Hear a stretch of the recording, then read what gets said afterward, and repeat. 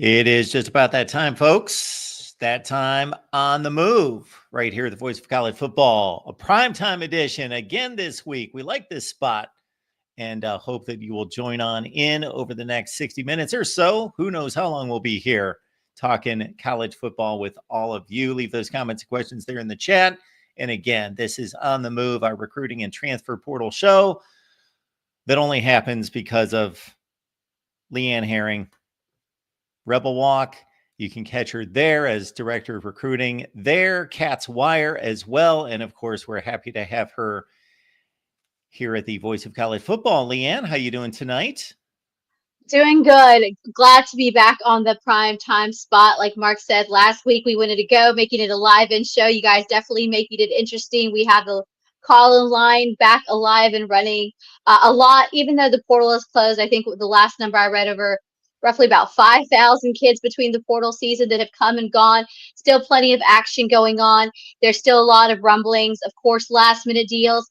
Teams that thought that they had some of the top guys in the portal ready to go, ready to come their way. Long behold, some other teams are coming in with some slick offers. So we'll be talking about some of those guys. Well, even though the portal is closed, we still have a lot of top tier talent that's still available. So we'll talk about a little bit about some of the guys there, Mark, that still are kind of looking for a home, but are definitely on the rise. Of course, as always, we have some guys that are off the board heading to their new home, new destination, both from the portal and also from the high school recruiting trail, of course. Let's see, plenty going on. You can't talk about with recruiting, especially during this season. We know that coaches are on the road. I'm sure that all of you guys at the Voice of College Football have been looking at your favorite team official fan pages, whether it be on the gram or on X, seeing that all these coaches with their graphics that they're on the road. So we might as well cue Willie Nelson on the road, which means when coaches are on the road, live evaluation offers are going out. And of course, you can't help but talk about a couple flips that are brewing for some top 5-star players. Two SEC teams battling, one in particular trying to flip the number one wide receiver in 2026, who's already committed down in Baton Rouge. We'll talk a little bit about what team might be behind that. Of course, a little bit of draft wrap up, and we have a little bit of a recruiting business news, I guess is like I like to label it. Of course, the huge merger we heard about this morning of Rivals and On3 officially merging together. So a lot to talk about, a lot of rumbling. So let's get to it. So, folks, here's the deal. We are just getting revved up tonight. So there is opportunity for you to let a friend or two, or what about 50, know that we are here talking college football with all of you, transfer portal and high school recruiting. So you've got influences on social media and a sphere of influence that we don't have. So some people don't know that we're here. So let them know, get on out there before you get settled in for On the Move. We just wrapped up our Miami show, and anytime you can link one name to the name of Jerry Rice, that ain't bad. So this guy won the Jerry Rice Award as the Player of the Year, the Rookie of the Year at the FCS level. Chamar Brown coming from way up north down to South Florida to play for the Canes at running back, coming off a 15-touchdown season at the FCS level, Leanne. Chamar Brown. I have Jace Matthew. I have all sorts of names on my mind. If that tells you, I've been going through a list of recruits. This was a guy that we've talked a little bit about in past weeks. That was really one of the top running backs, obviously at the FCS level out at North Dakota State, like you said. Just making all sorts of impact during his time there, looking for a bigger stage, and he's definitely found it. Miami is definitely heating up on the recruiting trail when it comes to the portal. Mario Cristobal looking to not just build that secondary, but also help build that offense with some top receivers. And he's done it with another ace in the hole and rising young star, Jamar Chase, as you mentioned, has had quite the career at the FCS level last season with 244 carries for 1,181 yards, Mark, with a good for 73.8 yards per carry, per game, and then 4.8 yards per carry. Again, another explode with 15 touchdowns, as you can see here. This is a guy who knows how to get into the red zone, knows how to be effective. He was the FCS freshman All-American. He was the newcomer of the year, made second team MVFC in the Missouri Valley Conference. Again, this is just an all-purpose utility kind of back. Not only is he good at scoring, he's good at breaking lines, he's functional.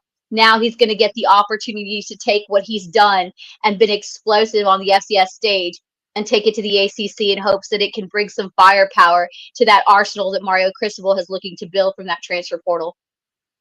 Yeah, so Miami in a situation where last season they had one of the best combos in the nation in the backfield with Damian Martinez, but he left for the NFL draft.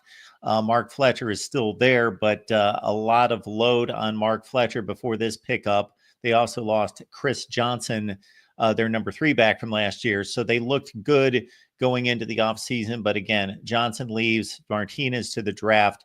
And so they need a backup for Mark Fletcher, and they get one here in Chamar Brown at the FCS level. Also on the transfer portal docket tonight, Colorado's making some moves as they typically do, and they are going after a running back, and they have secured him out of Incarnate Word. Yeah, Dealin Taylor has spent 3 seasons right here up the road for me in San Antonio at University of Incarnate Word. We know that Incarnate Word has been one of those newer programs the last couple of years, but has gotten a lot of notoriety, of course, with producing Cam Ward and now from the Canes to the NFL. So, of course, Incarnate Ward has always been a hub for developing players, and Deion Sanders has definitely recognized that talent going forward. We were talking to some of our guys over at Colorado.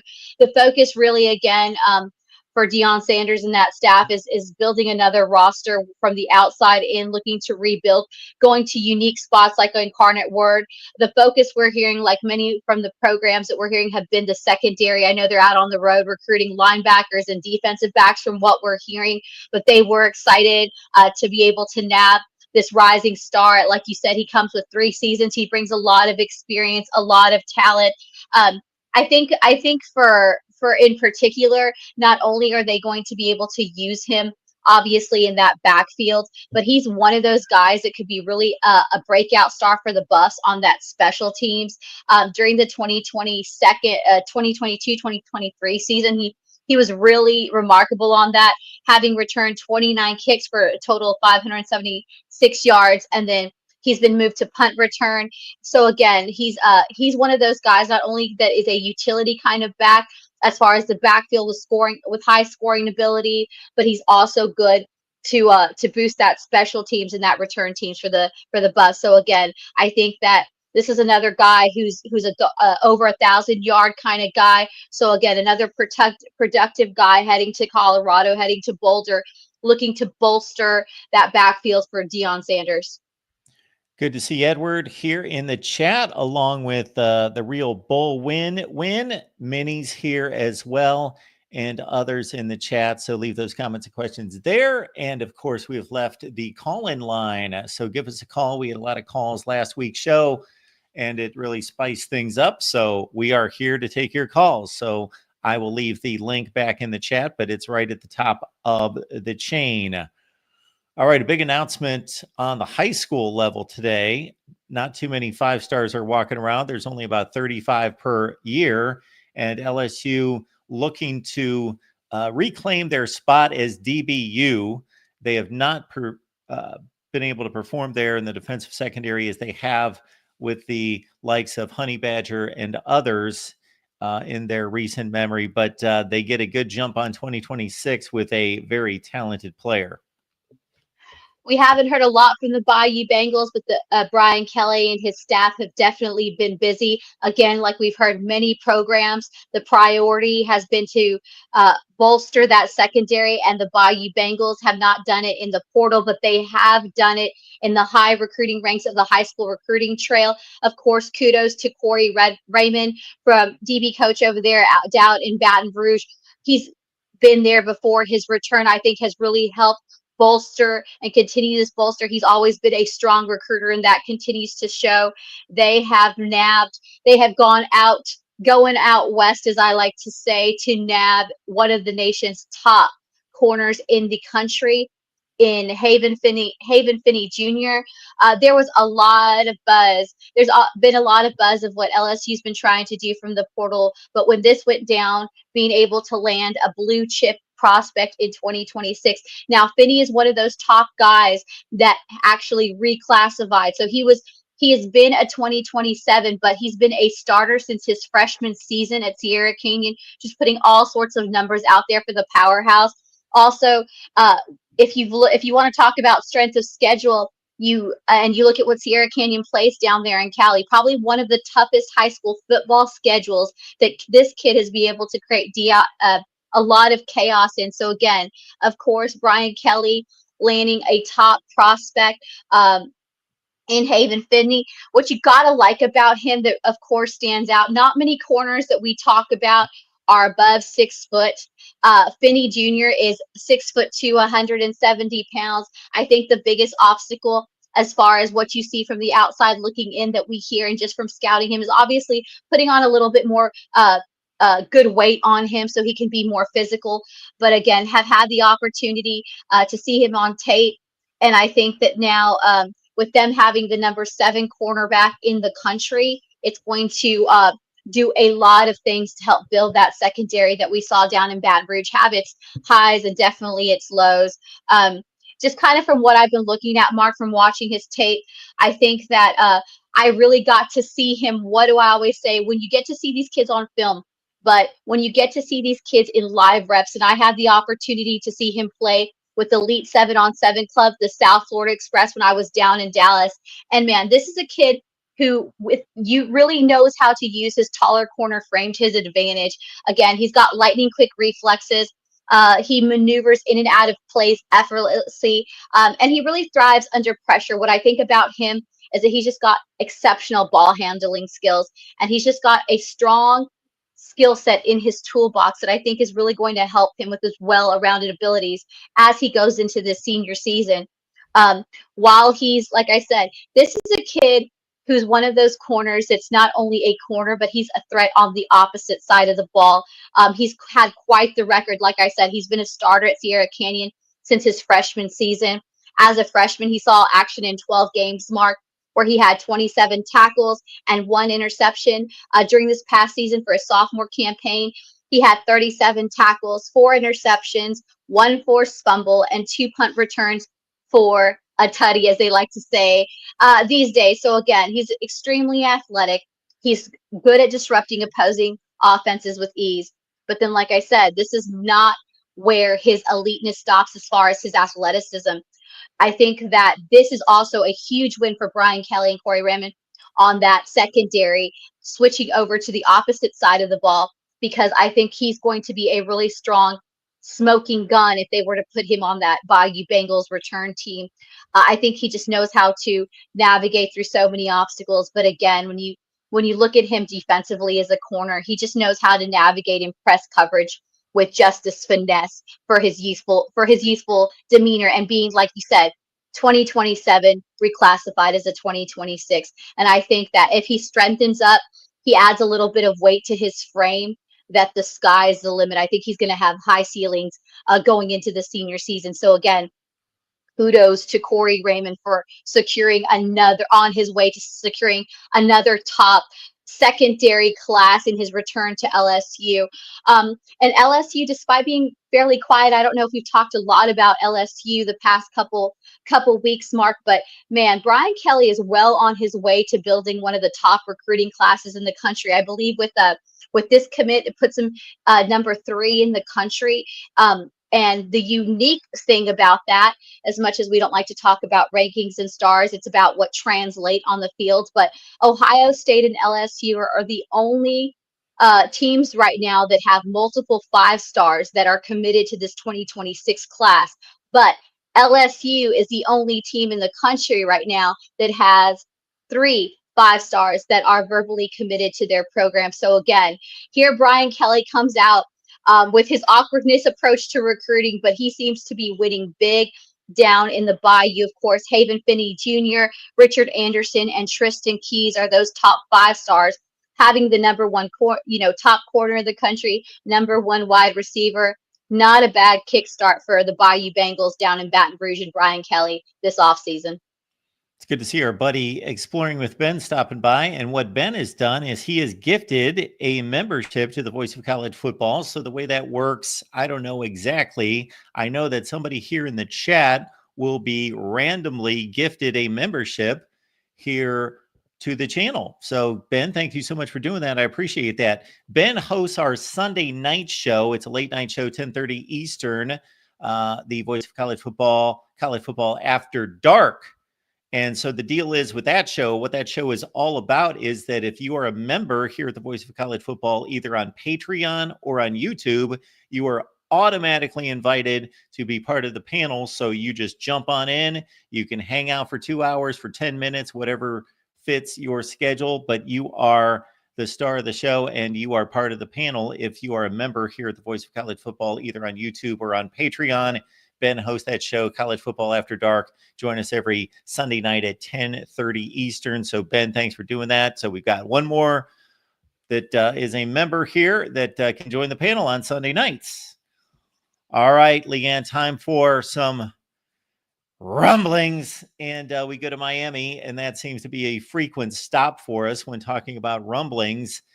They did pick up a Cincinnati wide receiver in Tony Johnson, who originally started his career at FAU and led the Bearcats in touchdown receptions this past season with 6. And also, of course, we led off the show talking about Chamar Brown, the top rookie in the FCS level, signing with Miami after a big season with 15 touchdowns.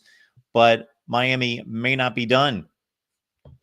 I don't think Miami is done from what we're hearing. Like you said, and like, it's not done till it's done, until you sign, till you ink. Of course, there's plenty of top portal players still available, but one that we've talked about plenty on several shows across the board that several programs have been looking at is none other than the number one safety available in the portal out of Houston, AJ Halsey. He's been a guy that everybody has been trying to get in good graces. Of course, we know that LSU, Miami had the early edge, and of course, Ole Miss. It seemed that in the past couple days that it was just going to be Miami and Ole Miss making way for this too. Talking to some of my sources over at the Rebels last 24 hours, they felt very confident that they had the edge on Halsey. But again, not until the deal is signed. And of course, last night, many Rebel fans were probably looking on as new followers on the gram or on X, seeing AJ Halsey with none other than Rick Ross, the rapper, down in Miami, throwing the U. So by Tuesday evening, Miami has come in with another substantial offer from what we are hearing. Again, he has not officially announced anything, but of course, you can't help but in Lane Kiffin fashion, those underlying picture drops down in Miami, along with throwing the U. But again, we've talked about what a catch that this kid is going to be for his next program. Of course, it was kind of a shock, I think, to the Houston crowd. He participated in the spring game. I got to see a couple reps from that. He was really in no jeopardy of losing his starting position. He has been a staple on that Houston secondary, of course, starting his career out in New Mexico before transferring out to Houston. He's been a driving force. We've talked about the relationships matter. And I think too, aside from, the NIL financial package that we're hearing, that Miami in general is willing to bankroll for some of these top prospects, not only coming out of the portal like Halsey, but also coming out of the high school recruiting trail, because they're really looking to rebuild. I'm sure you guys have talked of it plenty on the Miami show. I think that they are thirsty and hungry down in South Florida, that Miami, much like the Texas Longhorns, to finally be back. And the U is definitely on this way. Again, no official word, no official commitment, but AJ Halsey back in South Florida yesterday by evening, he was out there throwing U's with rapper Rick Ross. And like I said, we've heard from some of our insiders, Miami coming back with a counter to what Ole Miss was putting on the table. Initially, I had reached out to some other sources at other programs that had been interested in Halsey, and they were saying that despite his elite skills, as far as the price tag, that he was initially asking for was a lot of the reason why a lot of programs were deciding to go in a different direction. But again, when you're Miami and you're looking to rebuild a secondary, you want to deal with an instant impact player. And AJ Halsey is just one of those guys that's going to translate. He translates from the dump. He's been consistent at Houston. He's been a thriving force at Houston. He's put all sorts of kinds of numbers. I mean, if you want to catch the full analysis, tune back to some of our replays, because like I said, we've mentioned him probably in every single show, but watching him in person, and what he can produce, he is one of those kids that I think Miami is willing to take that financial, I hate to take it on, because they need somebody to turn things around. And again, I think Miami is just hungry and thirsty. And I think right here is a good point. So again, no official word, but things are leaning towards Miami versus Ole Miss at this point for AJ Halsey, the number one safety available in the portal. I can think of a lot of good reasons to hang out with Leanne, but first and foremost, I get the firsthand intel on these guys. And I remember from our previous conversations, as many found out, we had a conversation today on air earlier on our show, as I tend to remember stats. So 74 tackles, 13 passes defensed, and 5 picks for AJ Halsey last season. So keep in mind, everyone, for him to earn first team All Big 12 for a team that went 4-8 means he had to impress. It wasn't one of those deals where the media was looking for, okay, let's look at the top teams in the conference. Let's pick the players off of those teams. There we go. You really need to stand out. You have to stand out when your team loses 8 games to be first team all conference. AJ Halsey was able to do that, and we got a nice little highlight package to show everyone why he was so good in 2024 and looks to be playing for a contender, whether that be Ole Miss, whether that be Miami in 2025. And before we go on, one last little tidbit, like we say, when it comes to the portal and recruiting, the dominoes start falling. We know that other players, we know that another corner, a young corner with a lot that the Canes were also looking at, Noah King, who was supposed to, because of his stature and because of his frame, more than likely the Canes were recruiting him as a safety, did commit to Colorado. So I think that also helped drive the deal for Miami, looking to fill that secondary immediately, because like I said, during the time Noah King was also had made a visit during the time that Halsey was on campus. So again, I believe also with Noah King committing to Colorado, that only helped Halsey's case to be able to make a push. And I think Miami realizes that if they don't go all in and they don't do it quickly, that somebody is coming in. Now we are hearing that LSU, despite not being at the top in the last 24 hours, is still trying to make a push. So again, this is going to be one of those recruitments that goes down to the wire. So, he was in, like I said, Ole Miss seemed to be in a favorable position.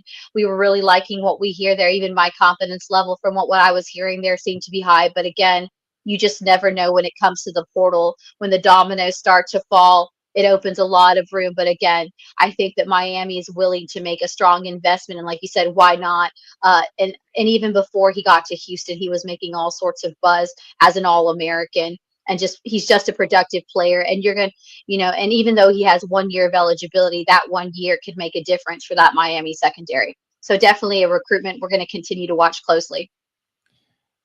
And the main reason we believe this show is going to explode and should be your destination for high school football recruiting and transfer portal update news each and every week live on Wednesday night is Leanne Herring is one of the best in the business. She is currently the director of recruiting at Rebel Walk and has been for the last 4 years. She has just started a gig with Cat's Wire, so you can catch her work covering Kentucky football, basketball, and athletics there on Cat's Wire. And of course, we're happy to have her here at the Voice of College Football. She's been in the scouting and journalism industry for a long, long time, doing a remarkable job. And again, also contributing here at vocfb.com. So that's our new website that we just launched on NFL Draft Weekend. And Leanne, with everything that you've got going on, I got to say, I should not put anything past you, but you even surprised me with a couple article posts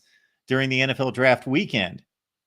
Well, I was about to say, well, writing, I've always loved writing. If I'm not writing, I'm on the field, which are my two favorite places. I guess those, Mark, you would say that those are my zen. But again, I was going to say for some of our LSU fans wanting a breakdown, a bigger breakdown, check out tomorrow. Early on our new Voice of College Football website. I have a full breakdown on Finny. What I've been, like I said, got to see at OT7 while he was playing with South Florida Express. But no, just check out the site in general. I was telling Mark, man, the writers have really stepped up. We have a nice, not a small, but we have a small but definitely mighty team. Led by Matt Zemek, of course, who is our USC insider, managing editor. Another guy who wears a lot of hats, much like all of us here. But again, a lot of great stories for across the board. I mean, I think we have a lot of conferences coverage since the launch, so a lot of good material, a lot of content. Not just SEC, not just Big Ten. Like I said, a lot of draft news, a lot of interesting takes, much like what you hear on air. So definitely check that out. I know that Leanne has been right here with me a number of times when somebody's jumped on the line and called me the hardest working person in the sports industry, and she must be chuckling or something inside because no, that's this one down here. Leanne, it's just remarkable what she produces in a day's time. So we are happy to have a good portion of that here at the Voice of College Football. And again, we have locked it in on Wednesday nights at 8:30 Eastern. We see that we started with about 20, 25, 40, 60. Now we've pushed past 80 people watching. So we appreciate you being here. I'm guessing about a third of you are on YouTube. So please join us here where you can give us a ring, or you can leave your comments and questions there in the chat, and I will post the call-in link again in the chat here in just a second. But again, please join us at vocfb.com. We are sure proud of our new venture, and we need your contribution and your support and your engagement there on the site. You can join these forums as well and make your voice heard there. And we are looking for big things at vocfb.com. Leanne, definitely a big narrative surrounding a lot of our conversations about the transfer portal have been surrounding one Bill Belichick. I saw an article the other day, and I don't read a ton of articles. I get to as many as possible, but it was pretty intriguing to hear a recap. I did not see the actual interview, but I saw the breakdown of him. Did you see it? It was on The Athletic. I know that was one of the versions that I saw of Bill Belichick's interview on, I think it was CBS This Morning, one of their morning shows, I believe, on CBS. I haven't watched. People have been asking me, but surprisingly, I've like I said, it's eval season and everything. I haven't read the transcript. I've heard a little bit of rumblings, but no, I haven't sat down. So maybe after this one, I'm going to have to sit down and get it on the replay and then come back with my take. But what was your take from getting from what you're seeing and what you're from what you read? Because like I said, I haven't watched it or read anything yet. So what's your take on it? So when we get done here, I don't know if I'm going to jump on and I'm going to look up the Bill Belichick interview, or I'm going to look up this rapper that AJ Halsey's hanging out with. I don't know which direction I'm going to go. What's this guy's name? Rick Ross. Rick Ross. Yeah. I have no idea. Rick Ross. So let's go back to Belichick. That's a little bit more of a comfort zone for me. So I didn't see the interview, but the way it read in The Athletic was, we know who Bill Belichick has been since he's been in the NFL and in the spotlight for 30 plus years. He's been Mr. Grumpy, Mr. Confident, Mr. I'm not going to tell you anything unless I really want to. And if you want to bring up my dad, or you want to bring up like old stories or old games, I'll talk all day. But if you want to ask me about my current team, I'm not going to give you any info, and I'm just going to be the grumpy guy. And they found it very interesting that he wasn't really that much different in that sense, but there were certain things that the girlfriend over his shoulder sitting in the corner, like she was by his side the entire time, according to this story. I did hear that. And I did hear that. Something, and like the first 6 minutes of an 8 or 9 minute interview seemed to go along pretty well. It was all football related. But as soon as that relationship was brought up, she pretty much nixed it. We're not talking about that. Nothing about that. He's not talking about this. He's not talking about that. And the Yeah. athletic writer just took the angle that, is this Bill Belichick, the Bill Belichick who nobody can tell him what to do and that he's his own man, and suddenly he's taking directions from a 24-year-old?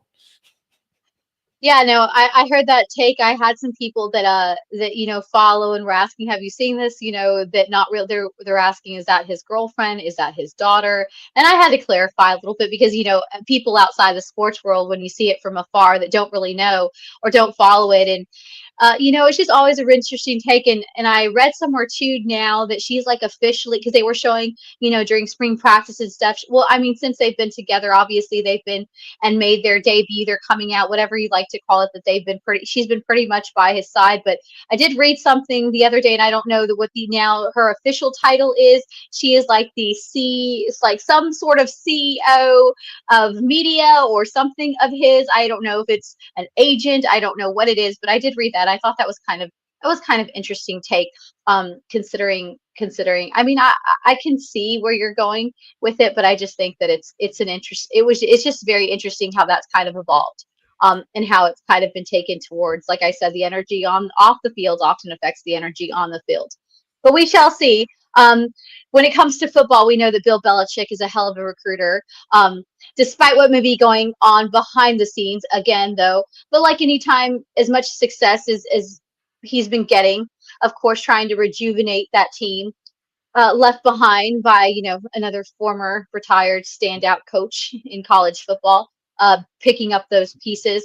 We know that in any situation that sometimes even the best of players, even the ones most loyal, are looking for playing time. They're looking for aspirations, and it doesn't happen at their current university. So North Carolina, of course, it's a smaller fair share of guys exiting.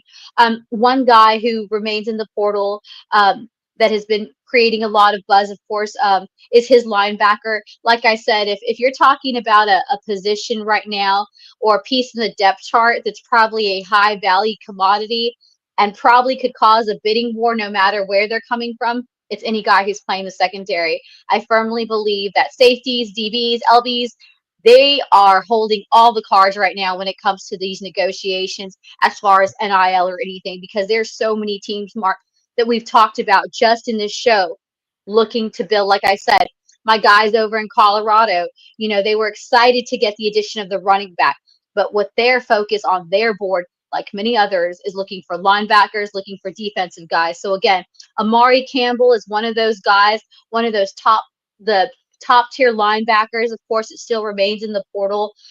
He's scheduled to head over to Penn State this upcoming weekend. Of course, we know that the Nittany Lions are looking to add some depth at linebacker, and it seems that that this could be their guy. We know that Franklin bought over another guy, another Rutgers linebacker, just yesterday in Muhammad Toure. So again, it's going to be interesting to see the direction we're going. But Amari Campbell looking for another home outside of Chapel Hill, where he'll find it. Will it be Penn State? Will there be a return to UNC? That's also a possibility. Remember, these guys, even though they hit the portal, it just means that they had to hit the portal before it closes. They can still always return back to their home stake. I mean, if you go over to the Voice of College Football and talk about Micah Hudson, perfect example, left for a short amount of time, signed over, was at Texas Tech, 5-star recruit, obviously coming out of Texas, spends minimal time, and I do believe I call it a blink of an eye time down in College Station, but ultimately returns back to where it all started. So again, very well, some of these names that we're going to be mentioning that remain could see a return to their respective universities, but they are, again, North Carolina linebacker looking to bank on the high demand of secondary players in the portal. Again, will he find it at Penn State or will he return to UNC? That's another linebacker recruitment definitely to watch, Mark. Yeah, and I didn't know if you wanted to stay with the North Carolina story here because they've got an offensive lineman I know you wanted to hit on in Zach Rice as well. Yeah, there's not a lot about Zach Rice, but what we will say, it's one of those tall tale stories, again, that A five-star that really hasn't really found his place. We know that the offensive linemen, the linemen in general, have become another priority, not just in the portal but the recruiting trail. We're hearing that Syracuse, Fran Brown, really looking to make an overhaul, looking to get some good protection, behind that offense, and he might be going towards Zach Rice out of North Carolina again. Former five-star really didn't find his footing, looking for a new home, looking to bank, and we'll see if that happens. But again, Syracuse is the team to watch for North Carolina offensive lineman Zach Brown. So we believe we've got this narrowed down here. So this is coming directly from Zach Rice's Twitter account. And I just had it there. Well, there we go. Well, there you go. And I just confirmed. Yep, hard commit. There you go. See, that's what happens when I don't always look late to the game. 1 minute they are a free agent, and the next minute they are committed. But again, huge win for Fran Brown over there on that offense. Really looking to spark. Like I said, get all the receivers you want, get all the elite running backs that you want. Heck, get a top portal quarterback. But if you don't have the big guys up front, I'm telling you, and I think that if a lot of coaches are finally realizing the importance of having a little bit of depth. I think that when it comes to an offensive and defensive lineman, those are not necessarily the priority guys that you go look for as far as getting more than one or two. So in big games, we saw all season long just what happens when you lose a good offensive or defensive lineman. It can change the game quickly. So here we go. Zach Rice is headed from UNC, not too far up north, but joining Fran Brown teams over at Syracuse, looking to protect those trenches. Absolutely. And of course, Billy Napier and Florida had a good thing going late in the season with 5 consecutive wins to pull out an 8-5 finish against a very difficult SEC schedule that they are going to have to face again this season. But with DJ Lagway in play and new life at Florida, they're expecting a big season. But it appears as though Florida safety Gregory Smith may not be around for it. Now, this was a guy, newcomer, to the board. He's really gained a lot of steam as far as the safety position since he hit the portal. Of course, we know that he is set to visit Purdue tomorrow. Some other schools, of course, not too far that are looking in are Miami, Ole Miss, and of course, North Carolina. So again, as the dominoes crumble, as one exits, another one enters from another school. He's like 6'4", 217 pounds. Of course, outside from his athletic ability as a safety, what he would bring, explosiveness, chaos, all the things you look for. We could go on and on, but I think, of course, when it comes to a portal player, one of the most enticing things that you can't help but overlook, it's not necessarily a football skill set, is their years of eligibility. And Gregory Smith has 4 years of eligibility remaining. So again, one of the guys looking to rise up the ranks down in Gainesville after all the crazy dumpster fire that has turned around out in Florida for Billy Napier and that ball club. He's looking to possibly move again. Has a couple, we talked about some programs. We talked about, 2 in particular there in Ole Miss and Miami, really looking to bolster in the defense, especially at the safety position. So again, right now, Purdue, he's set to see Purdue tomorrow. So we'll see who else is in the mix. But again, Gregory Smith is a name to watch. He's been coming really up the rise. And aside from looking at his tape, and all those things, I think the thing that jumps out to me is his 4 years of eligibility. A kid that's really never been able to find a niche in his career over at Florida, but with the opportunity, again, the right fit, the right program, he could easily be maybe not a starter, but definitely an impact player on one of those SEC defensive or any of those other school mentioned. You can make a difference here at the Voice of College Football. Use the Amazon link. Financially contribute to the Voice of College Football without spending a penny. Same shopping experience. It's easy. Go to any video on any channel. Go to the description section and grab the link right next to the capital letters that say Amazon. Use that link and Amazon will instantaneously convert to your account, settings, history, everything intact, just like whatever link you use right now. No difference. Pay no attention to the product that you see right there. Just go search what you want. Don't forget the Amazon link. Thank you for your support. Sincerely, the Voice of College Football. So we would, again, encourage you to please use the Amazon link that we provide down in the description section down below. It's the same shopping experience for you. All right, shopping around for a new team, or a first team, I should say, in college football would be another former five-star or current five-star. And of course, LSU was able to nab one. They're in line for another. However, there's some possibility that Tristan Keys could still be on the market.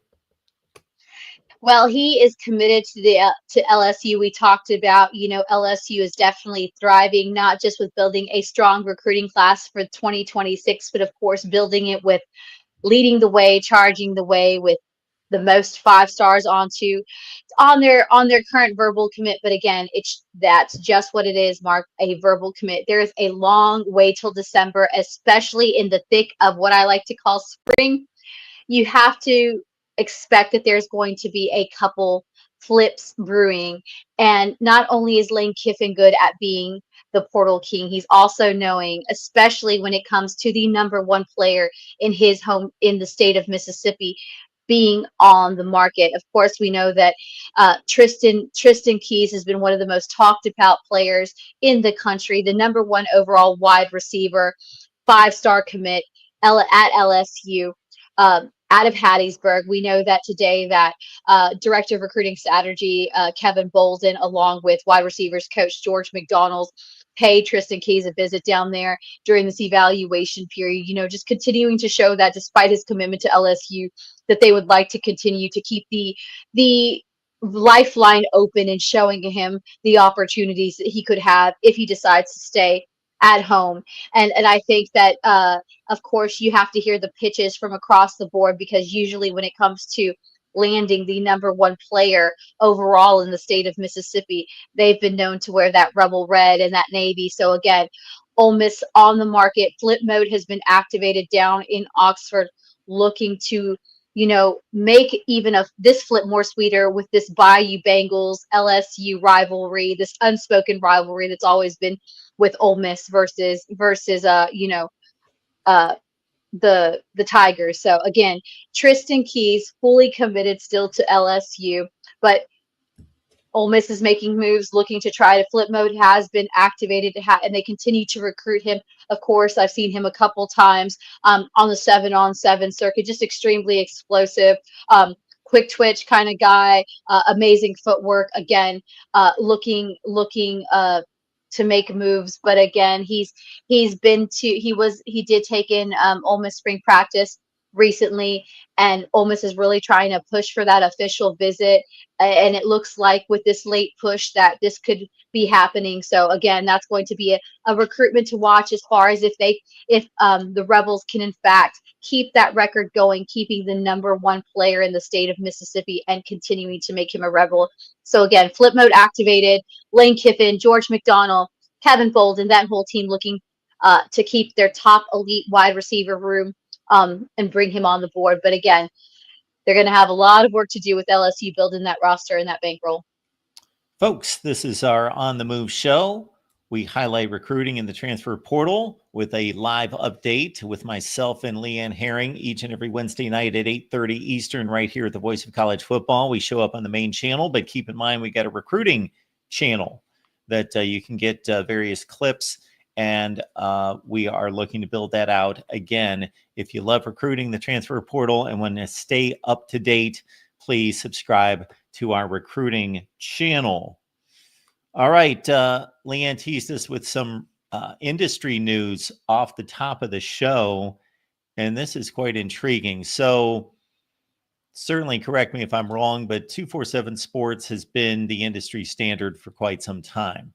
Rivals has been in the game since pretty much the beginning. I know there was a scout.com at one point, and even before any of this was online, I think Scout just built recruiting manuals that people could see and were heavy in newspapers across the country. And of course, Rivals was right there as one of the original standards in the industry.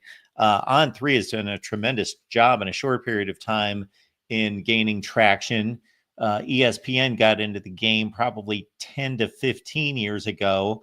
So we've got quite a battle in terms of the recruiting standard. who the public's going to listen to, who's uh, the bar in the industry. But a big move today finally was realized when On3 and Rivals merged. They are. So, for those who don't know the back history, On3 founder Shannon Terry, he was actually the original co-founder over at Rivals, and this has been a deal that's been really happening for a been trying to happen. He shared kind of, his sentiments. This is something that is close to his heart, something he's been really working towards for a long time. But of course, life happens. You get thrown curveballs, and in this age of business, it's not always the easy thing, but today it finally happened. He finally On3 has reacquired Rivals, so they're going to be merging. So from what we understand, to give you the short version, without getting through all the business, that Rivals will be merging on, I believe they said the second business quarter of 2025 with them. But so the transition will be that Rivals will be the key source when it comes to high school sports and high school recruiting. And then On3 will focus on the transfer portal and on college teams. So it's going to be a really unique approach. Again, On3 founder Shannon Terry was one of the original co-founders at Rivals. So again, full circle, back where it all began. I feel like that's the message this spring where they're merging together. But again, Rivals will now be Rivals will focus on, not saying that On3 won't, but Rivals will now be the hub with this merger of high school, pretty much high school sports, high school recruiting, and then On3 will focus on the college aspect of recruiting, portal intel, and so forth. So again, another slick move by Shannon Terry, looking to make moves, make waves. Again, we talk so much about the football aspect of football, but now it just becomes, you can't help but mention all the new business aspects that are occurring, not just within the industry, but within the programs recruiting. It's definitely become a big time Moneyball kind of industry. Yeah. And so while I got you here, Leanne, you've got a perspective on this that few people do. So if you're not aware, folks, Leanne obviously had an opportunity to go to law school, as we've discussed at times. She wanted to be a journalist. She got into the journalism aspect of it, but also wanted to know the inner workings of college athletics and college football in particular. So she went to work at Brown University, worked in the football program, worked in the athletic department, was on the field, scouting, working with the team, and got her start there. So you've got a base from the football standpoint of inside the athletic department, inside the football program. Then you've got the perspective from the journalism side. And obviously, you've got the meshing of these two industries with the recruiting. You've been involved, and from a recruiting aspect to now, and from a scouting aspect, and then presenting it as a journalist. You talk to a ton of kids every day that are obviously approached by these various sites, and you get a perspective from them in how they are dealt with, how they are communicated to and approached. You also have a relationship with a number of these writers and people that work in the industry for various of these platforms, whether it be 247 Rivals, On3, and so forth. So you've seen this kind of progress for like a good 10 or 15 years now, from a number of different angles. I have, like I said, getting the opportunity to be able to work, inside the university that I attended to. Most kids don't get to go to college and get the inside scoop without playing college football, for instance, to get to be in the inside scoop, get to learn. But I was really fortunate during my time as an undergrad and even graduate student at Brown to be able to have that time and be able to get an insight it. And for me, Mark, and I think I've shared it a couple of times. I don't know if I've done it on air. My intention was always to stay in an athletic program and work in the athletics in a football program. As much as I love to write, it was never my intention to go into the media aspect, because from early on, in the early days of recruiting and the evolution of it, as you mentioned, a lot of kids that I talked to, there was always this need to get seen. And unlike now, there's a lot more opportunities for all kids across the board, not just the 5 stars. Before, when you start early on, it was mostly was invite only, and that was really the only way, Mark, that you were going to get ranked, or unless you had an inside track because your coach had a connection directly to, the major sites before even On3. 247 really was, and Rivals really were those two sites where you would get those stars, and stars were like gold when recruiting started. So now it's really interesting to see with this merger how the approach will be. And again, I've just seen it from a lot of interesting angles. I feel like even though we've evolved and there's more opportunities, one of my biggest concerns, just talking to different recruits, from your 5 stars to your 4 stars to kids that are unranked, sometimes there's just the still needed pressure of having that star by your name. Even though there's a lot of kids right now on the market, especially some that I've worked with in recruitment, Mark, that when you watch them in person, that's all you need to see from them. When you see them in live reps, that's enough to tell me what they really can do. Now, on the opposite end, I've seen 4 and 5 stars that have been so hyped up, and you see them in their film, but then when you see them as the off season progresses, when you see them in different environments, that they are that conditional talent I talk about. They're those kids that they have elite talent, but they have to go to a program that's extremely similar to the one they've been brought up in. Where you get other kids that don't have any stars right now, but are not getting looks, maybe because they go to a smaller high school, or they are not hitting all these camps. And with that, we see a lot of too, I have a lot of parents ask, how many camps should I send my kid to? What are the camps we need to go to? So it's really interesting to see. It's really interesting to see the evolution. I mean, but again, I think this will be good for the industry as things start to condense and start to merge. Different opportunities, different platforms. Like I said, I've had the opportunity to talk with a lot of the guys who work at different 247 On3 outlets.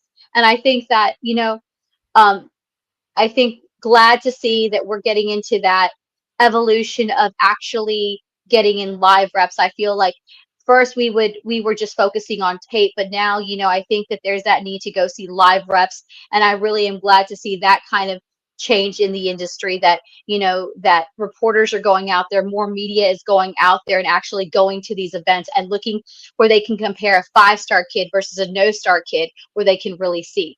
So that's always been my big thing about 7-on-7. I know people have their critiques of 7-on-7, but at the same time, I've been there and seen quarterbacks that are 4 and 5-star that everybody are talking about. Their names are on every single outlet, get outdueled, get outshined by a underrated quarterback and an underrated player because they just haven't adapted and adjusted well, or again, much like that conditional talent.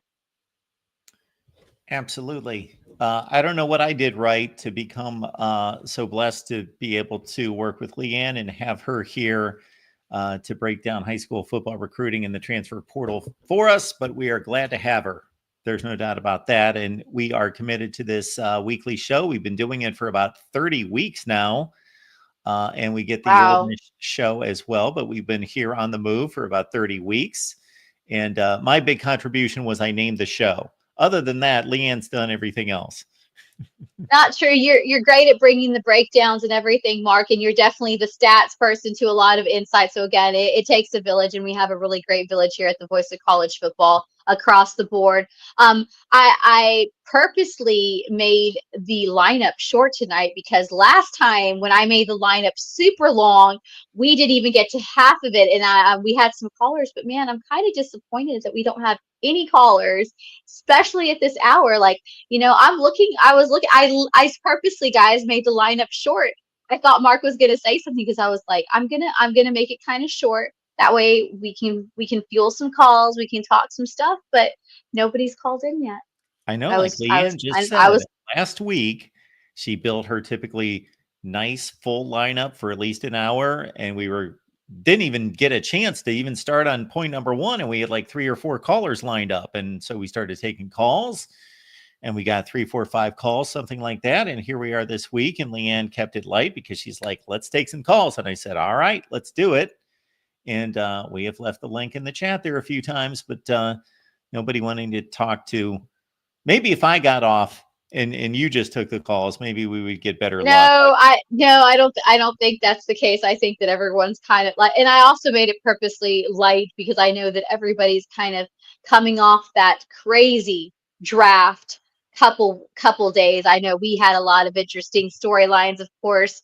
The twists, the turns, obviously the headliner of Shadar Sanders and prank calls of man, I wonder I wonder what's going to happen to the Atlanta Falcons DC kid having it cost his dad a hefty penny along with the Atlanta Falcons. I don't know what was it, 100,000 for the for Ulrich getting fined, and then the Atlanta Falcons getting fined another separate fine for him pulling that prank. And just a clarification, I know even Hatfield's like, Mom, does he go to Ole Miss? Because apparently when the video surfaced, he was wearing an Ole Miss shirt, but of course. Ole Miss confirmed that he is not a student at Ole Miss, so Ole Miss won't be getting fined or anything of that course. But yeah, the Atlanta Falcons and their defensive coordinator definitely paying for that prank call with Shadar Sanders. And I believe one of our guys wrote something on that today. So if you want to get the inside scoop, make sure you head over to the voiceofcollegefootball.com. We got our buddy Hey, Jackson Jackson. stopping by. Hey, what's up, Liam? What's up, Mark? How y'all doing tonight? Doing well, sir. Good Doing to see you. good. Well, Leanne, I don't know if you've talked about this, but this from yesterday. Did you see the news about Kaden Harris committing to Vanderbilt? No, I did not. I did not see that. So, but here we are. So let's break it down. Well, he's the second highest recruit in Vanderbilt football history, second only to Chris Young from 2000. I was watching a little bit of it. Yeah, I was watching a little bit of it yesterday on 247 Sports. This was a live stream. I'm like, holy cow, really? Vanderbilt getting a winner in the recruiting trail? Nice. It's like you don't see this every day. Well, and you got to think about too that we're hearing a lot with these kids is that they're going for playing time. They're going for spots, and we see these kids that come out and haven't really found their fitting, Jackson, much like we've seen it at Alabama, big SEC schools. But I think this is why more programs like Vanderbilt, why programs like Houston, why programs like, other schools, even in the ACC, even like UNC, are becoming hubs for top elite recruits because they want playing time.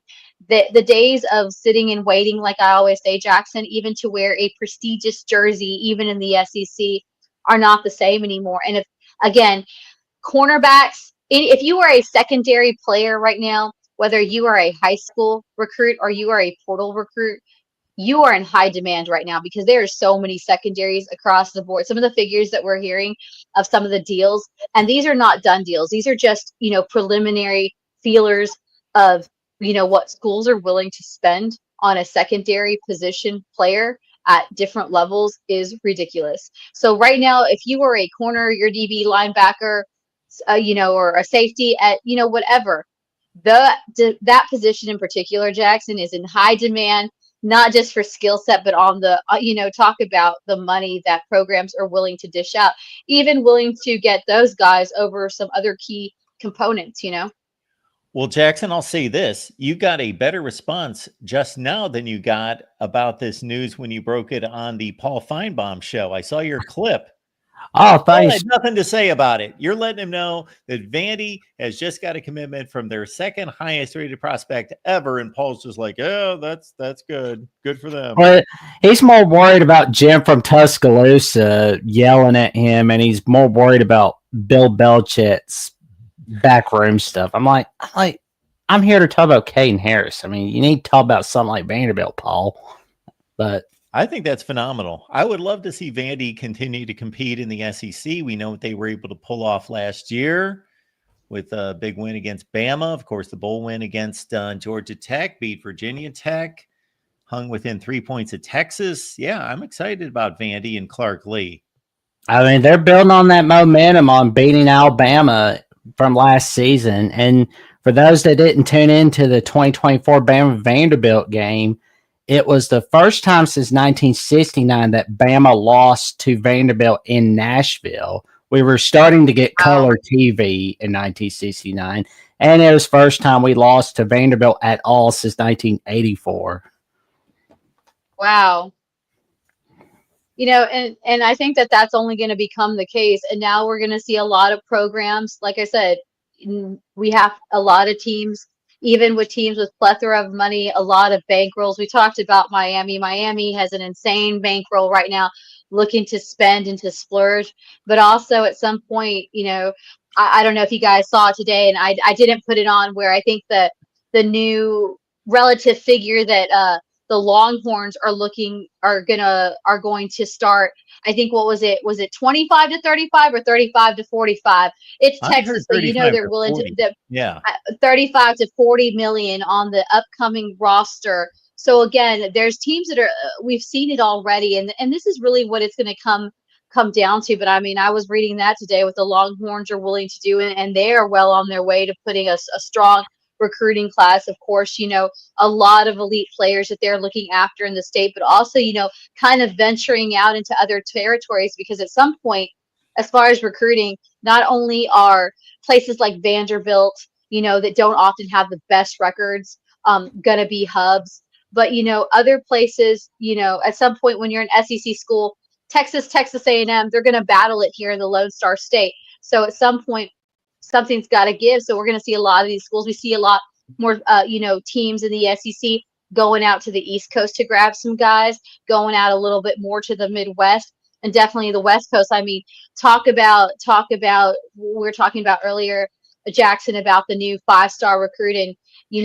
who was a 2027 but's been playing over at Sierra Canyon. He's been starting there since his freshman season. One of the toughest schedules in high school football right now across the board, not just in California, deciding to commit to Brian Kelly and LSU. So, not only is that kid, I'm sure, going to get a nice signing bonus, but I think he's going to be one of those players that's going to be instant impact, bring a different dynamic to the team, because, again, he's not a recruit that comes out of the South. So I think that that's also another interesting take, that we're going to see more teams have to stray off the beaten path, because everybody we know in the SEC is going after the same guys. Everybody's going after Tristan Keys. Everybody. So, how long are you going to stay in that fight, and you're going to lose potential talent that could potentially translate? So whole different ball game across the board. It never ends. And we are in the thick of it right now with the evaluation period. All the coaches are coming out. I was talking to some of them out on the road from different programs, and, trying to build their boards. But again, I think as much as we talk about money, I think, coaches are trying to get back to building relationships, or trying to find that connection, and trying to find a way in, because nowadays, man, it's a free for all. Well, and I was looking at a recruit today on Hayes Fawcett on Twitter, and I see this young man named Kaden Wyatt for May 4th. He says that's when he's going to make his commitment. Alabama, Texas, Ohio State, Oregon, and USC are in his top 5. What's his name again, Jackson? Kaden Wyatt. Yeah, and a lot of these, and what we're seeing now too, Jackson, which I'm sure you've seen with a lot of kids, push like Jackson Cantwell, number 1 offensive tackle.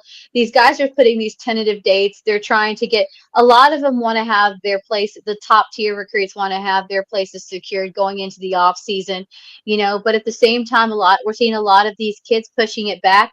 Another top kid across the board, that is in high demand. Of course, he's coming out from one of the top programs, again, in California, one of the top programs in the nation. I think, what did they finish 1 overall this past year in the high school football circuit?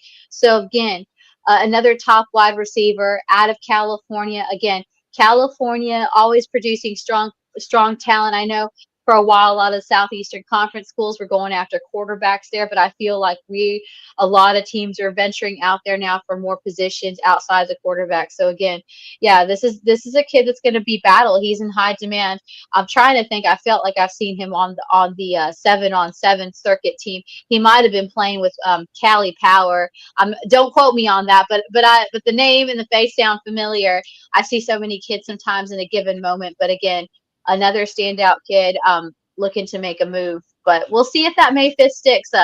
I've been seeing a lot of guys saying, these early Mays, but the official visits are now coming into play, and so many other things. Chase Calcutt out of North Shore, he's another top kid. Everybody thought Texas had the edge. Of course, that's North Shore right there in the heart of Houston. But it appears now Washington and Ole Miss are in it. So again, these things are constantly revolving doors and constantly changing. Yeah. Well, I'm curious to see what's going to happen on Sunday. I cannot wait to see where these guys announce to where they're going. But Leanne, you talked a little bit about On3 and Rivals teaming up together on account of Shannon Terry getting business done. I'm wondering what's happening to and this is a question I'm like really thinking about. And I'm sure like the writers over at both sites are more so thinking about than like all of us. We're just like, we just want to see what happens. But like Center Scoop or like OU Insider, I'm wondering what our friends at OU Insider are thinking. Like, are we teaming up with Center Scoop? Are they teaming up with us? What's the plan here, Scoop? Like, that's what they're thinking for sure. Yeah, it's going to be interesting how like you said, with those rival sites that do cover college, teams, because from what I'm hearing, eventually it will be that On3 will handle all the On3 sites, affiliate sites that they've bought will handle the college sports, and that Rivals will strictly be high school sports. So I wonder now how that's going. We know that Rivals, of course, has their own rating.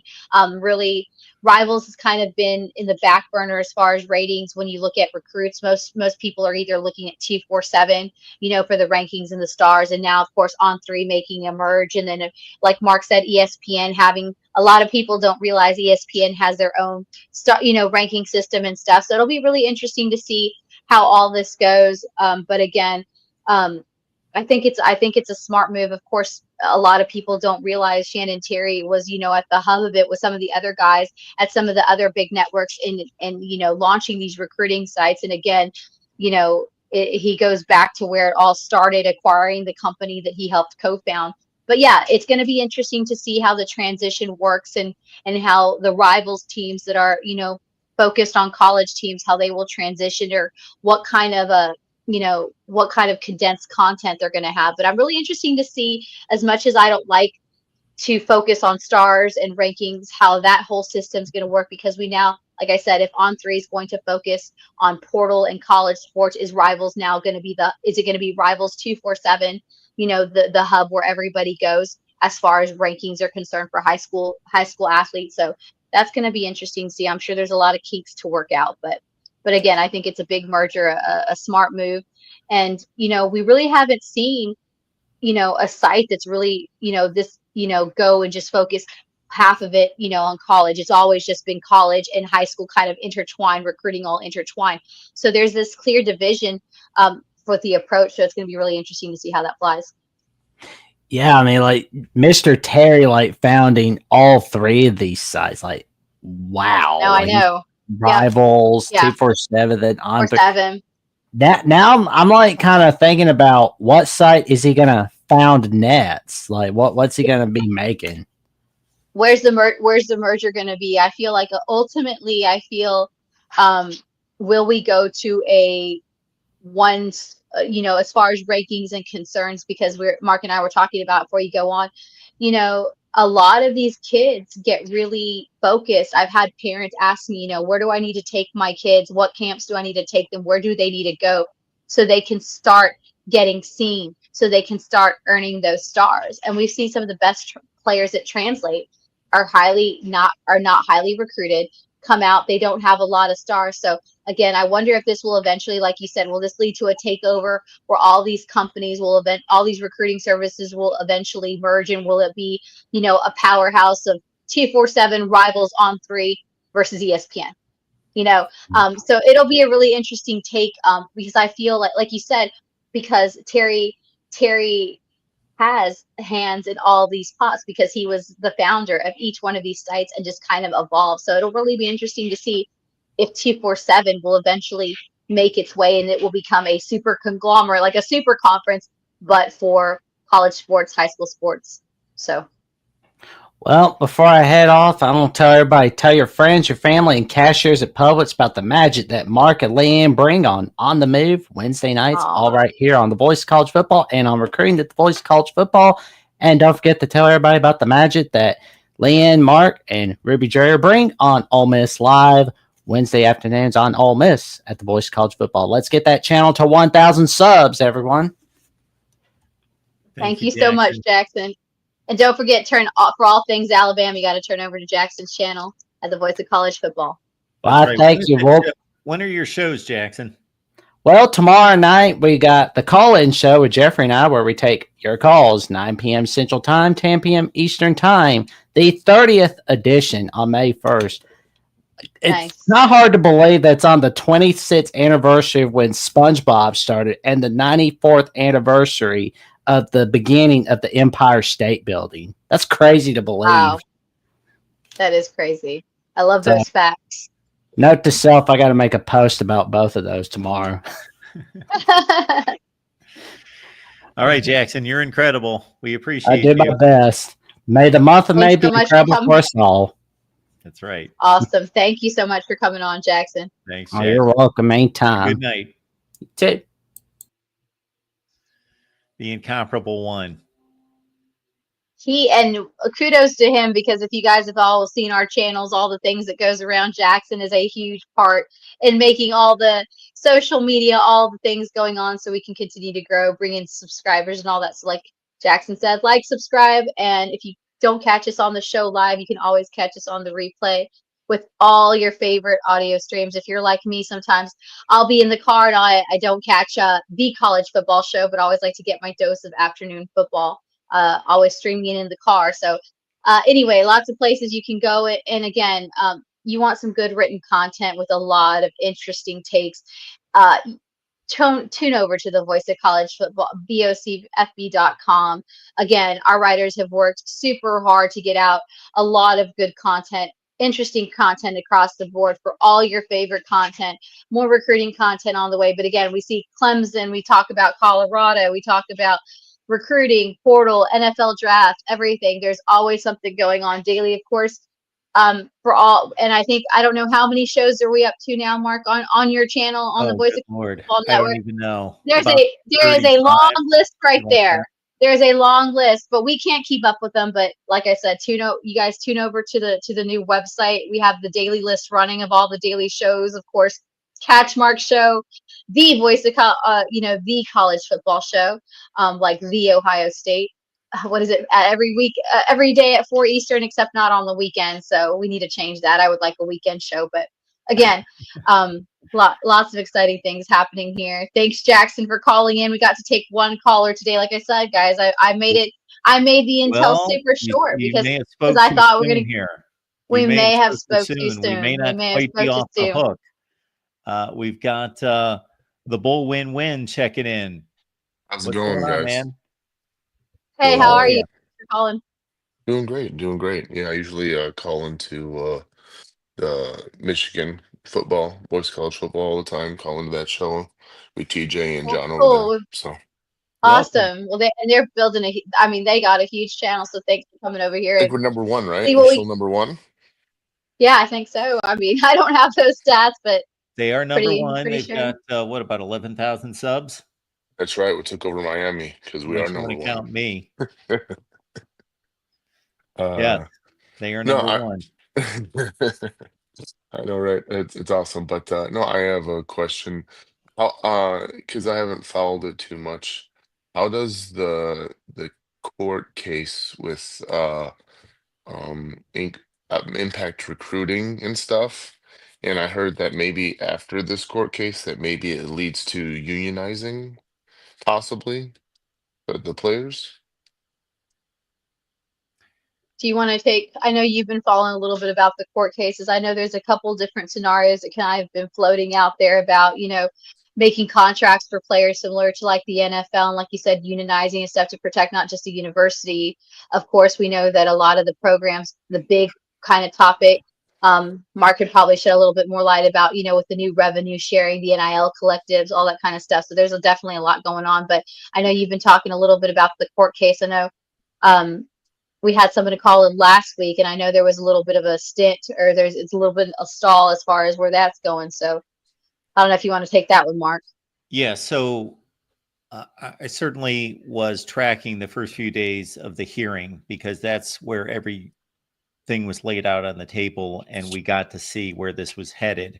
Since then, it's simply been a situation where Judge Claudia Wilkin has told the NCAA that they need to tighten up a few aspects of this, but we know that this is going to be passed, and we know that this is going to be put into play on July 1st.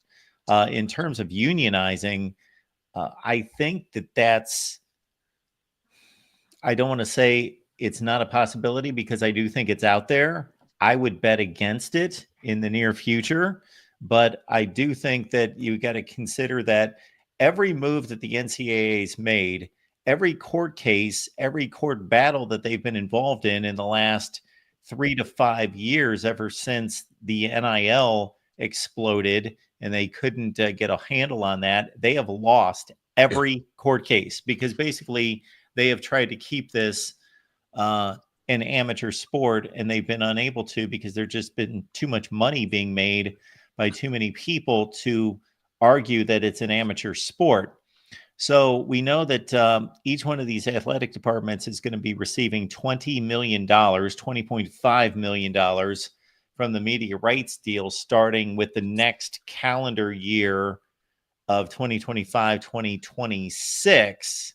Now, that's not all going to go to football. Of course, the majority will, but that's to be determined by each individual athletic department, as I understand it. So they'll make a determination based on whether they're just going to say, we are going to divide this exactly as it should be divided based on the revenue that's brought in by each one of these sports, or we are going to side more money to female sports to make it a little bit more gender equitable, or whatever decisions they make are going to be made individually by the athletic departments.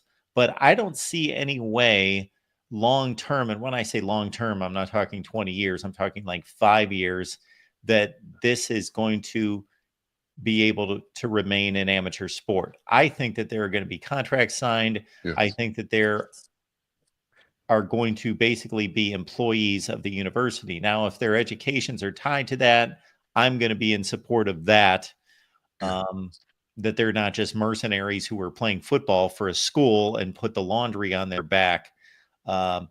And that's not going to be the case for the majority of athletes because they don't have professional careers lined up. They're going to be collegiate athletes that want to get an education. But that's basically where we stand right now. And the major sticking point right now is that the judge does not want to eliminate scholarships and eliminate roster spots for not just football, but across the board, which would, the number I saw, would eliminate 5,000 athletes as of July 1st. She wants to phase it out. She thinks that that's fair, and I would agree, to current athletes, that they're not just cut off at the knees, but that they're either grandfathered in. So this is only going to affect these roster limitations going forward, starting with the freshman season starting in 2025-26, or it's going to be phased out, one or the other. Okay. And I think too, just to kind of add on that, one of the bigger topics too, because we talk so much about NIL, and like Mark was saying, you know, there's far from being amateurism sports existing, but you know, we talked about it with the Nico situation, his brother Matt, and of course Arkansas coming out last week with those 2 letters of demand. Most NIL contracts now are having a buyout option, just like you would for a coach. So that's just going to be another interesting thing. I mean, we're already seeing it. It's been kind of circulating for a while, but again, with the Madden case over, you know, Madden, Lavea, you know, in Arkansas putting in that demand. I mean, that's something we're only going to see more of. And right now it's just so difficult to regulate between NIL because NIL, I think that's going to be the next thing we target as far as the representation. You know, dealing with a lot of recruits and things, you know, when you go to these things, it's very different in the NFL sense that their representation is not like an NFL agent where you have to go through certification, where you usually are an ex-lawyer, have a legal background, you have experience in contracts. And that's, I think, is one of the biggest things that's really difficult to navigate. We see so much even in the portal where, you know, these kids are talking about the deals that they go get on these recruiting trips, and they're young guys, they're going to talk. And, you know, and there's comparisons. So then you have these people acting as agents at the NIL level, trying to negotiate. And so I really think that idea of amateurism is just even though it hasn't been officially, that's the direction it's going, because we see so much, again, like Mark mentioned about the revenue sharing. I mean, now, even though, football is going to get a good majority, we're seeing that schools like, for instance, Colorado doesn't have a collective to be able to put into their recruiting trail, their recruiting investments like other schools would. But we know that now a lot of schools, especially in the SEC, are using that revenue sharing to go as part of recruiting. And so it's just really a lot of slope going right now. But I really do think, maybe not, like Mark said, maybe not the immediate idea of unionization for these athletes. But again, it's going to be very much modeled towards the NFL, where we're going to see contracts. We're already seeing little bits and pieces, but we just don't have anything, I think, consistent across the board.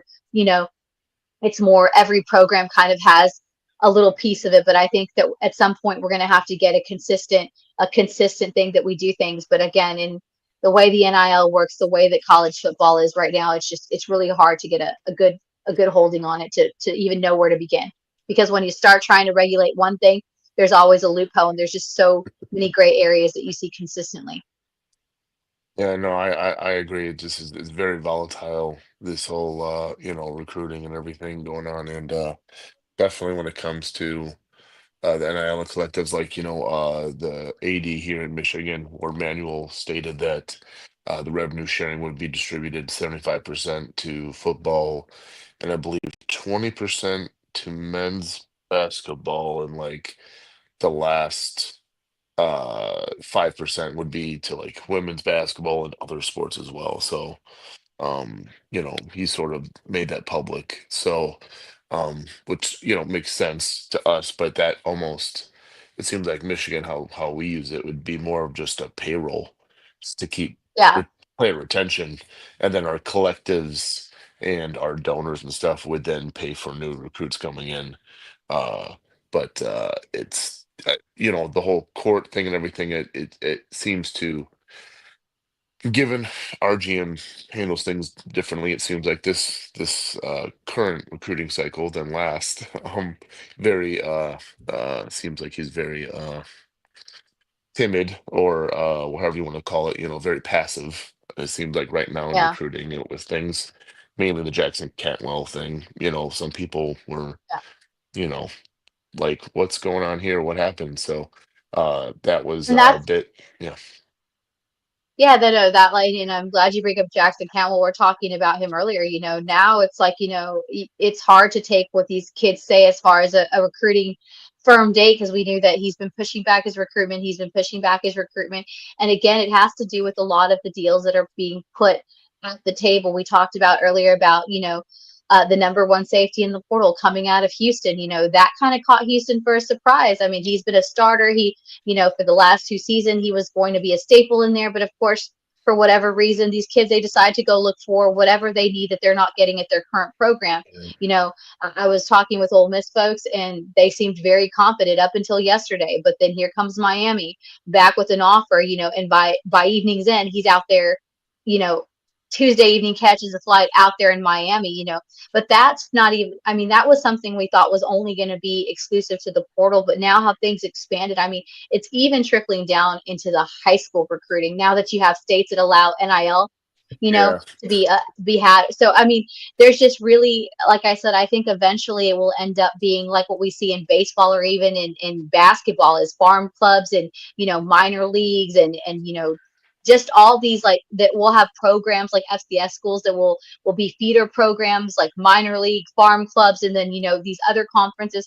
I mean, there's yeah, just so many different ways, and it's disheartening because I get to see it firsthand, with a lot of talented kids out there that really get shuffled into the thing. And in some of these yeah, kids' defense, it's really difficult to see, because especially for the top kids, that are elite and 5-star, they got everybody knocking on their door trying to throw offers. And then, like you talked about, it's going to end up, I think, being where we put kids on contracts and payroll. And then, like you brought it up, and I talked about a few shows ago. Now, the next biggest thing that, that programs are going to have to worry about is how they keep roster retention and how they put yeah, value on positions, but how do they put value on players? Because yeah, this kid's going to be like, I'm an offensive lineman, but I'm getting, a quarter more than what you're getting, and we're paying the safety more. So how are you going to justify, especially when you get a 5-star recruit, and as much as I've seen some of these 5-star recruits, how do you justify paying them that much when you've only seen what they can do at the high school level? Now there's some few Yeah. kids that do translate, so Yeah. there's so many different things, but I mean, I think that that's going to be another that we're already seeing is how do you put value on talent, and what are you going to use as a metric to evaluate that talent? Because we've seen it too. I see a lot of 5-star kids, especially here in Texas. I call them that conditional talent. I think that was really a big case with Shadar Sanders. I'm not saying the kid didn't have that he doesn't have athletic ability, but he's a conditional talent. You have to put that kid in the certain system, surround him with certain type of players for him to be able to have that dynamic. And I think that's a big reason why he went lower in the draft, not taking away from his athletic ability, but he just wasn't a fit for those early teams on, because he's a, Yeah. he's a conditional talent, and so you see a lot of kids like that at the high school level. I see him here with the Texas quarterbacks, That's Jackson debatable, Arnold, though. Quinn, That's NFL. yeah, It's exact. No, it's it's true. It's a different like Patrick caliber, but Mahomes. Who would have thought Patrick Mahomes would be who Patrick Mahomes is today from Texas yeah, Tech? exactly. Exactly. And it's all, so it depends a lot with these guys where I think where the translate. So, but I think that's going to be the biggest thing now, where are you going to put roster attention and putting value on player? Do I value my 4-star offensive lineman, and I'm going to be willing to pay him more because we need that protection up front in a given year? Or am I going to pay my, transfer top safety number 1 guy more money? So here you go. Well, So much to think about. no, I agree. I mean, I think technically, I mean, like to your point right there. I mean, I was watching, another show, Minister Sports with Zach Smith, and he did make a good point. I was a Michigan fan. The real root of the cause of the whole Nico situation, if you really think about it, was probably Bryce Underwood of what we paid Bryce. We paid a 5-star high school quarterback a lot of money. The number was out there. Don't know if it's true or not, right? But it's out there. So maybe there's some, validation to that, but that sort of now resets the market, right? So now Nico's like, bro, this kid's just a freshman. Like, he's not even proven. And he gets that kind of money? Exactly. Oh, where's my money at? And Like, then I get Tennessee's that, like, but Nico's the only guy doing that, though. I mean, correct, but how many quarterbacks coming from last year into this year were on an upward trajectory like Nico, you know? Uh, Quinn Ewers is gone. What's Drew Aller making? Is Drew Aller looking for Yeah, four correct. Drew million? Allen would be the other one. Yeah, a proven Like, I get playoff your point. I quarterback. think your point is valid. I'm just thinking if Nico's doing it, then I'm not seeing anybody else doing it. At least we're not seeing it on the surface. Yeah, Correct. I Yeah, think I that's mean, the biggest. I think that's the biggest thing. We're not seeing it on the surface. I think because the hype coming in, him being a 5-star, but believe me, from what I've seen behind the scenes, there is a lot of leveraging going on with young players. Like you said, because they're young kids, a lot of them travel in packs, even though they may not compete at the same high schools. I tell Mark all the time, they are on the same OT. They're in the same 7-on-7s. They go to things together. They go to recruiting visits together. One says, "Hey, this is what I liked. This is what they were kind of pulling for," and they use them as leverage in negotiation. Like I said, some of these kids, NIL agents, especially people in the transfer portal, the ugly side of it. They got rosters right now. Mark and I have kind of hit on it a little bit. These are kids that don't really have any intention or are not unhappy where they are, but these agents are going out there trying to shop for better deals for these kids. yeah, And these kids don't even know. And then what do? They're saying, "Hey, you know what? Such and such school is coming in. They really want you. They really are in need for it. Put in this deal on the table." So of course the kid, he's like, to him it's a surprise, but at the same time he's like, "Man, this is what they want to offer me." And so it's just yeah. it's just a slippery slope where it's going, no doubt. It is. I mean, from what I heard from, from our people, with the Boys College Football Michigan, show, TJ was saying that, we apparently, from what he was hearing, we offered the most money to Meadows, the wide receiver who went to LSU at the time, and he chose not to come to us. Now we had to, technically Michigan, and at this point it seems like it shows that we have to prove that we're going to throw the ball to get some type of talent. If not, we have to pay a higher cost because of our scheme.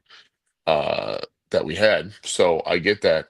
But for, something like that, like you said, that could ruffle feathers maybe in locker room for, you're paying this, this high school kid wide receiver this much money to come. It's like, well, one, yeah, because we just of how it looks to, our program and how we run it, our offense. And yeah, we're trying. So this is what we have to do. And if it ruffles feathers, then you sort of have to deal with that given the talent that you do have. I mean, and yeah, I mean, I think Michigan's managed it pretty well up to this point, but but yeah, for other programs, it can for sure. It's like, how much are you paying him over me, kind of thing. Yeah, and then leaving, right? And I think it has a lot to do with the program and what they're looking for. A lot of coaches have said you can't compare to last year's roster, last year's team to what you need, because one year you're going to need to rebuild your secondary. To try to build a team across the board with the kind of financial demands is nearly impossible. So you got to play money ball. One year, am I going to focus on rebuilding this, and am I going to go, hey, I'm going to go get what I like to call value players. Am I going to go get a high price guy, but I'm going to leave ourselves enough money where I can go get some, FCS dogs, or, some other guys where we can still Yeah. build our secondary. So I think too, it's like supply and demand. Again, football is becoming such a business. And I think that the direction that, most teams are going to go is very much like the NFL, having to pick and choose where you build your roster and where you invest. One year you might invest in your secondary, or like you said, we might go for that young, high wide receiver because we need that instant impact player. And maybe too, you invest in these guys because you have watched them, you have seen them translate, and you're just not going on film. So there's so many things when you're looking at recruiting. Like I was telling Mark earlier in the show, I've gone and I've seen some kids that are unranked, outduel some top guys. And they don't look Yeah. great on film, but when you see them in live reps and you see them in game situations, completely different guy, completely different thing. So so I think now there's so many revolving doors, but I think, like you said, Michigan, for whatever reason, they know that they need to go find a high price wide receiver, just like everybody and their mother is willing to play high price for a cornerback right now, or Yeah. just because the secondaries for so many top teams have been their thorn in their side. So if you're, like I was telling you earlier, if you're a cornerback or if you're a DB right now, transfer portal, high school, man, you can demand a lot because there's so many teams right now needing to rebuild secondaries. I was talking to one of my guys from Colorado. He's like, glad to get a running back, but right now, what is on the top of my recruiting board? DBs, linebackers. So now, and then, like you said, where do you go? Do we go to the portal, or do we go try to find, a young guy that we can build on in hopes Correct. that Yeah. maybe he may not stay? That's the biggest thing, Yeah. getting kids to stay. The days of playing in the SEC or Michigan, or and waiting your turn are far few in between. Kids don't do that anymore.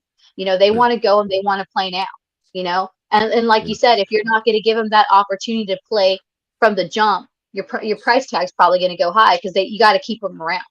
You got to give them Yeah. incentive to keep around We've too. had So, that. We've had that. We had yeah, a school that ironically is Bryce Underwood's school.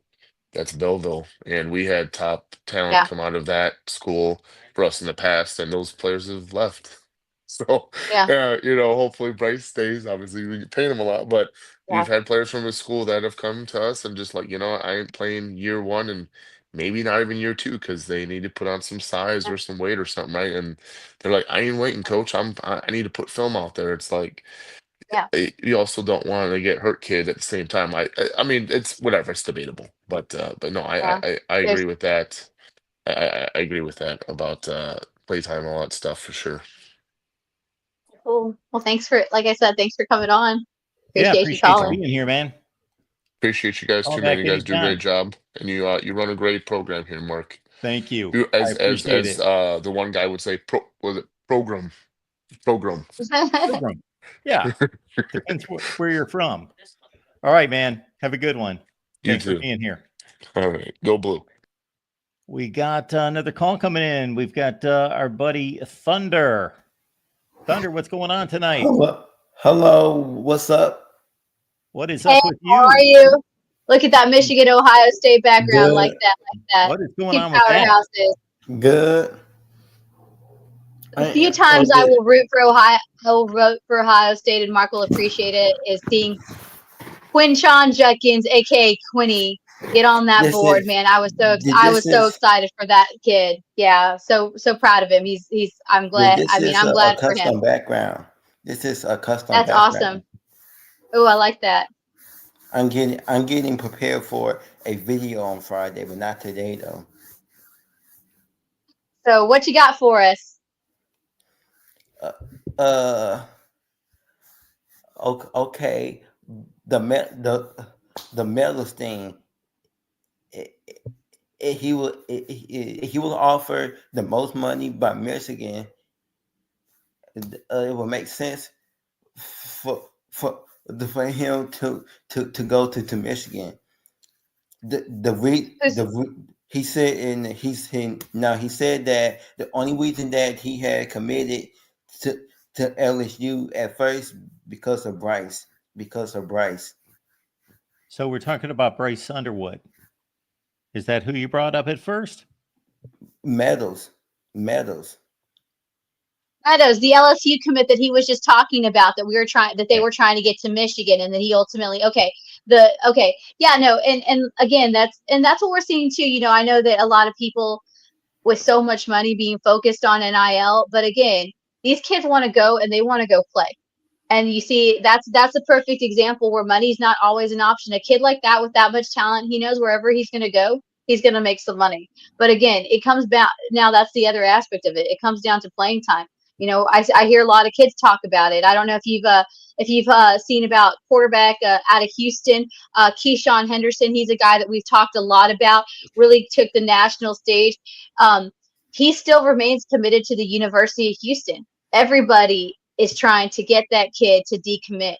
But again, he says how loyal Houston. He was a wide receiver, also played defensive positions, but he's been wanting to prove himself as a quarterback. He definitely has this season, and he's another example of how I'm sure that plenty of people have come in. We know Alabama's one of those teams trying to recruit him and trying to get him to decommit from the University of Houston. But again, we know that he's been loyal to it. So, like you said, there's times where money isn't a factor. It's about where these kids want to go, where they can play, and they know that they can have a program built around them. Yeah, because the way that the wide receivers production, it fell off majorly once JJ Wilson and Johnson left, and they were and he was a 5-star, and they was going to let him play. They was going to let him play. The only reason I felt like they kept raising the outprice other teams. Yeah, I mean they use it. They use them as leverage, because these kids know that they're in high demand. But again, in some cases, like you were talking about, that sometimes this kid's going to go wherever he's going to go. He's going to make some money, but money is great with these kids. But these kids that want to go play at the next level, or maybe they decide that they want to go transfer down the future. We all know that them sitting on a bench isn't going to get them those looks. It's not going to get NFL teams looking at them. It's not going to get other schools looking at them. It's not going to do anything for them. So, there are some cases where, money may not be a priority. I've talked to some top recruits in this recruiting class, and you'd be surprised. These are guys that are 4-star, 5-stars, and they have a lot of opportunity, a lot of offers. But some of these kids, their first priority, now don't get me wrong, the money does matter to a certain degree, but their priorities are, getting seen, getting developed so they can play at the next level. And some of the other kids I talk about is, they're interested in life after football. So a big reason they go to certain universities is because they're looking at trying to pursue a career outside of football. So there's still those kids out there that aren't all about the bag. But yeah, I mean, when you get players, the biggest thing I think for them is that they want to get seen. So they want to be in front of some. So these young guys, that's why it's really hard to keep some of these young guys, is because they come out of high school being the top players at their high school, but then when they get into the college ranks and everything, they are not the number one guy anymore. So they have to fight, I think, a little bit differently, to get seen. So it's not always about the bag. And I think people are always surprised when they hear me say that. But I deal with a lot of recruits, and when you get to talk with them, a lot of them want to go to a place. They're willing to stay there for the right price, but they want to be developed. They want to get seen, especially like I said, if they're going to play at the next level. Now, what you think about this wide receiver battle that's going on in Michigan? Because of me and TJ and John, we're hearing that Frederick Moore that he's a junior, and then we hearing that he might lose his starting job to Andrew Marsh, a freshman. So they're talking. So they're talking about for wide receiver. Why for wide receiver?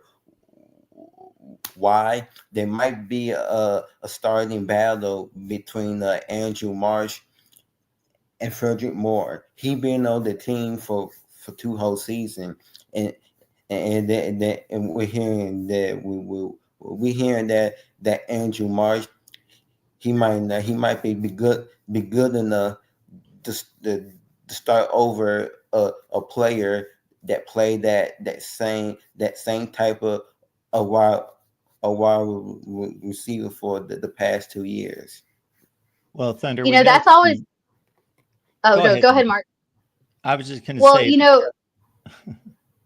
you take it, and then I'll take a break, and then I'll talk a little bit about Andrew Marsh, because that's a kid that I followed, and I've seen him up close and personal out of Texas. So, yeah, no, you go ahead, Mark. Well, I didn't have anything specific to say about the Michigan wide receiver position. Obviously, we know that the room was not what it needed to be last year, but then again, they didn't throw the ball much at all. But we'll obviously need those guys to step up this year. So I haven't looked at the wide receiver room myself specifically this year, but we know that Frederick Moore is the kind of gadget slot guy that is quick in tight spaces and can make guys miss and create some plays. But I haven't seen Marsh play much. I've seen Marsh play out of high school. So I've had the opportunity to see him. He's out here he prepped out here near Houston and Katy. He played at Katy Jordan. Just a super. Oh, I believe this means that Leanne is done for the night because we've had experience with this before. I think that we are done for the night. Thunder, we appreciate you being here, man. I got one more question. Yeah, what do you got?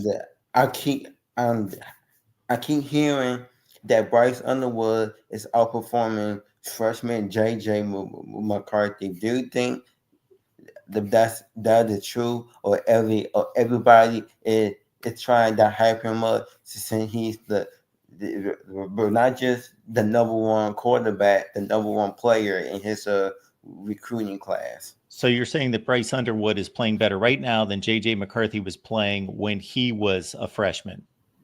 That's what I'm hearing rumors about it. I would not be surprised if that's the case. As you well know, Cade McNamara was the starter when JJ was just coming in with red zone packages for the most part his freshman year. I think that based on what I hear from reliable people, that Bryce Underwood is just that good. He battled Cade. Sure. He ended up beating Cade his second year. All right, man. Well, we're going to wrap up the show. We appreciate you calling. Oh, okay. Have a good night. Oh, all right. All right, folks. Do appreciate you being here for our recruiting show, Transfer Portal Edition, that we go live with each and every Wednesday night. We'll be back next Wednesday with Leanne and myself, 8:30 Eastern. In the meantime, let's see. The next show here at the Voice of College Football for me personally will be the College Football Show, which comes your way each and every Monday through Friday at 4 p.m. Eastern Time. But our Friday show is going to be moved late night. So that's when we'll see you. Then I think Leanne's just in time to say good night. Yep, good night. Sorry, Mark knows I didn't plug the computer, and I just plugged it back in. But yeah, no, that was a Sorry, I missed that breakdown, but yeah, no, Andrew Marsh is a kid that I think was going to be that kind of kid that's just willing to bring a lot of competition to the room. And I know it's always hard to hear, when you, like you said, you got a guy similar to we've seen in the quarterback competition, especially, Jackson's talked a lot about, that offseason quarterback competition. You got the veteran guy, you've got the kind of in between, you got the young buck coming into town. That's, but I like what they're doing over there with that wide receiver room. And Andrew Marsh, when you see him, he's just a very unique hybrid kind of guy. He comes in here, sift, speed, really physical kind of guy. But I think the unique skill set about him when you watch him is just that he's got such a physical body, almost like a running back, really good at breaking tackles. So for a wide receiver, I just think he's a long stride runner. I talk about, that speed and the deception, but he's just got a very long stride when it comes to taking those routes and everything. And he kind of creeps up on you. And just when you think that if you are a corner or you're a DB covering him, that you've got to him, he's the type of kid that just firepower, the speed just comes out from nowhere. So it really comes as no surprise, despite the guy that he's giving competition to, who's been there for 2 years. Obviously, they need some kind of explosion, and that's why I think Andrew Marsh is that guy. I like I said, I've seen him when he's played at Katy Jordan. Extremely, extremely explosive, physical, balanced, and he's always one of those guys. Like I said, because he's got that long stride, he's got that. He's just deceptive when he gets the ball. And I think that in key situations, especially in red zone situations, that he's going to be one of those guys that just makes Michigan offense go to another level. I think he's one of those guys, like I said, that comes from a top program in Texas and has just learned how to develop. But I think he just has all these attributes that make him very dynamic. And again, the way he's built, physical. I haven't seen him since, of course, he's been at Michigan. So, those off-season workouts will kind of, mass he's put on. I think it just makes him that kind of dynamic player. So if you're tuning in, that's why, Andrew Marsh, it doesn't surprise me that he's creating that competition, even to a 2-year veteran, because that, like I said, have had the opportunity to watch him. He's just receptive, has a lot of interesting things in his toolbox that are not relative to a wide receiver, that makes him a big mismatch for a lot of secondaries and things when they have to cover him. I see some Michigan-Nebraska fights in the chat concerning the 1997 National Championship. We have settled that dispute at times, so we can always do it again. So we can save that for another night for Nebraska and Michigan fans, and that leads us to this: disputed national champions.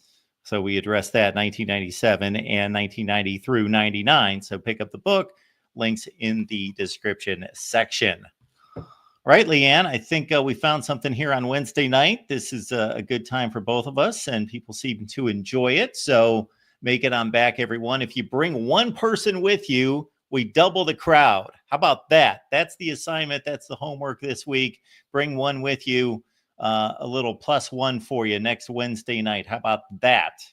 And we'll be on the move with Leanne and myself next Wednesday, 8:30 Eastern.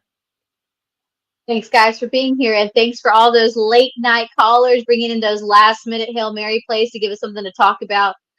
Look forward to seeing you next week. We'll be hitting the road. I have a couple camps coming up, but hitting spring practice hard in the next couple of weeks. So definitely catching some of your favorite guys out there getting spring ball, and excited to bring the intel heading into next week. So make sure you tune in.